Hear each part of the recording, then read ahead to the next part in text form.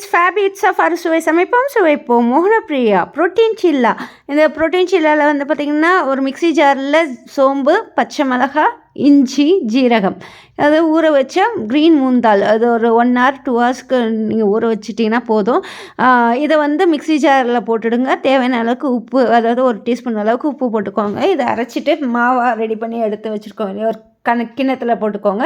இதில் அரிசி மாவு 2 டீஸ்பூன், அண்ட் தென் கடலை மாவு 2 டீஸ்பூன், அண்ட் தென் மஞ்சள் தூள், red chilli, Kashmir red chilli powder, இந்த மசாலாலாம் போட்டோன்னா baking powder, and then garam masala.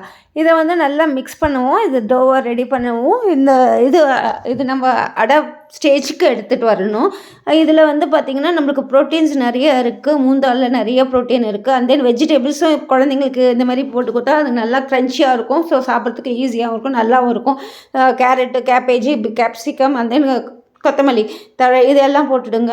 இப்போ வந்து பார்த்திங்கன்னா தோசைக்கல் வச்சுட்டு அதில் எண்ணெய், அண்ட் தென் எள்ளு, கடுகு, கருவேப்பிலை போட்டுட்டு இது லைட்டாக அடை மாதிரி தட்டி எடுத்துட்டிங்கன்னா சூப்பராக இருக்கும். இதுக்கு சைட் டிஷ் வந்து பார்த்திங்கன்னா கீயில் வந்து ரெட் சில்லி பவுடர் போட்டு, கர்டில் சால்ட் போட்டு இது கூட நல்லா மிக்ஸ் பண்ணி செம்ம டேஸ்ட்டாக இருக்குங்க. சூப்பராக இருக்கும். நீங்களும் ட்ரை பண்ணி பாருங்கள். லைக் பண்ணுங்கள், ஷேர் பண்ணுங்கள், சப்ஸ்கிரைப் பண்ணுங்கள்.